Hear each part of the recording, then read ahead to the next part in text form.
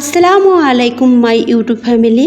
দেশ বা দেশের বাইরে যে যেখানে আছেন সকলকে আমার সালাম। সকলে সুস্থ থাকুন, ভালো থাকুন আর নেক পথে চলুন, এই দোয়াই করি আল্লাহ পাকের কাছে। আর আপনারাও আমাদের জন্য দোয়া করবেন, আমরা যেন সুস্থ সবল থাকতে পারি আর নেক পথে চলতে পারি। ফ্রেন্ডস, আজকে খুবই একটা মজাদার আর খুবই সহজভাবে নাস্তা রেসিপি বানিয়ে নিয়ে এসেছি, যেটা আপনারা বাচ্চাদের টিফিনে বানাতে পারেন বা সকালের নাস্তায় বা সন্ধ্যের সময় এটা বানাতে পারেন। খুবই মজাদার রেসিপি আর খুবই সহজে, তাই বলছি ভিডিওটি প্রথম থেকে শেষ পর্যন্ত দেখবেন, স্কিপ করবেন না। চলুন শুরু করে। বিসমিল্লাহির রহমানির রহিম। এখানে 120 গ্রাম সুজি নিলাম, আর যেই কাপটার মাপ করে সুজি নিয়েছি সেই কাপের হাফ কাপ টক দই আর হাফ কাপ পানি আর স্বাদ মতো লবণ।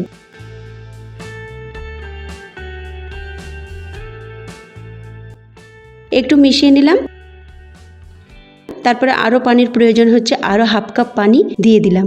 দিয়ে খুব ভালো করে এটাকে মিশিয়ে নিতে হবে।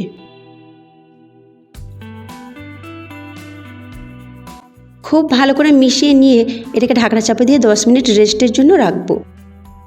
এদিকে একটা ফ্রাই প্যান নিয়েছি, তাতে 1.5 টেবিল চামচ সাদা তেল দিলাম। তেলটা গরম হতেই 1/4 চামচ সর্ষে, 1/4 চামচ গোটা জিরে, 1 চামচ কাঁচা লঙ্কা কুচি আর আদা রসুন কুচি 1 চামচ দিয়ে দিলাম। আর কারি পাতা ফ্রেশ দেবেন যদি থাকে, তো কারি পাতা দিলে খুবই ভালো। আমাদের শরীরের জন্য কারি পাতার উপকারিতা বহু রয়েছে। ওগুলোকে নাড়াচাড়া করার পর একটা মাঝারি সাইজের পেঁয়াজ কুচিকে প্রায় 1 মিনিট নাড়াচাড়া করে 1/4 চামচ হলুদ দিয়ে দিলাম। হলুদটাকে ভালো করে মিশিয়ে নিলাম। তারপরে 2টো মাঝারি সাইজের সিদ্ধ আলু গ্রেটারের মাধ্যমে গ্রেট করে এটাকে দিয়ে দিচ্ছি। আপনারা চাইলে হাতের সাহায্যে ম্যাশ করে নিতে পারেন। তারপরে খুব ভালোভাবে এর সাথে মিশিয়ে নেব। মেশাবার আগে একটু লবণ দিয়ে দেব। যেরকম লবণের দরকার সেরকম লবণটা দেবেন। লবণটা ছিটিয়ে দিয়ে তারপরে এইভাবে খুব ভালোভাবে মিশিয়ে নেবেন, একেবারে মাখা মাখা হয়ে যাবে পেঁয়াজের সাথে আর আলু। দেখুন,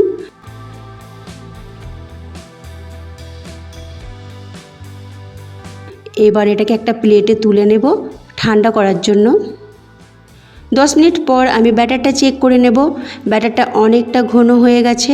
দেখুন, পানি আরও লাগবে, তো আরও 2 টেবিল চামচের মতো পানি দিয়ে ভালো করে নাড়াচাড়া করে নিলাম।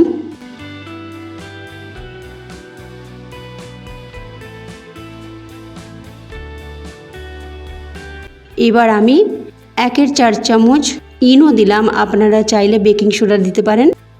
আর ইনোটা দেওয়ার পর একটু পানি দিয়ে দেবেন, বা বেকিং সোডা দিলেও তার উপরে একটু পানি দেবেন, তবে অ্যাক্টিভ হবে। আর এই কাজটা একদম শেষে করবেন।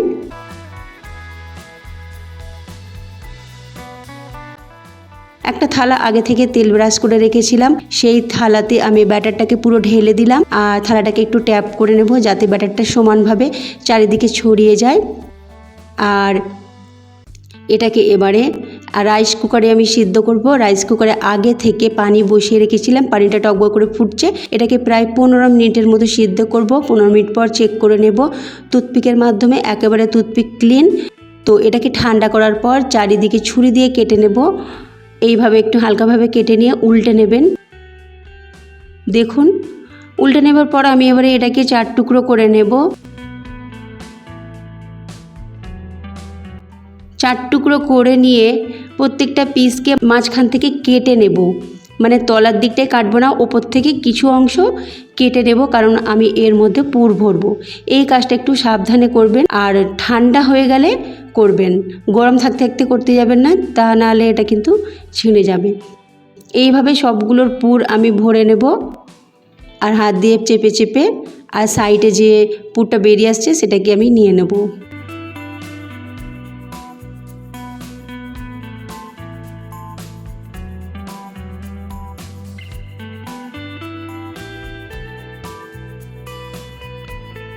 এবার এগুলোকে একটু তেল দিয়ে এদিক ওদিক করে লাল লাল করে ভেজে নেব। কড়াতে আমি সামান্য সাদা তেল দিলাম। এবার আমি এই নাস্তাগুলোকে ভেজে নেব। 2 পিঠই ভাজবো একেবারে লাল লাল করে। তো মাঝারি আঁচে এটাকে করবেন। এটা খেতে কিন্তু খুবই সুস্বাদু, টমেটো সসের সাথেও খেতে খুব ভালো লাগে। আর এটা বাচ্চারা কিন্তু খুবই পছন্দ করবে। আপনারা চাইলে এতে কোনো ভেজিটেবলও দিতে পারেন, তাতেও কিন্তু খুব ভালো লাগবে। গাজর, ক্যাপসিকাম এগুলো দিতে পারেন, মটরশুঁটি থাকলে দিতে পারেন আলুর সাথে, খেতে কিন্তু খুবই ভালো লাগবে। তো ফ্রেন্ডস, আমার রেডি হয়ে গেছে, আমি প্লেটে নিয়ে নিচ্ছি। তো আজকের নাস্তা রেসিপি আপনাদের কেমন লাগলো অবশ্যই আমাকে কমেন্টে জানাবেন। তার সাথে ভালো লাগলে একটা লাইক করবেন, তার সাথে সাবস্ক্রাইব করে পাশে থাকবেন, তার সাথে প্রচুর শেয়ার করবেন। আল্লাহ হাফিজ।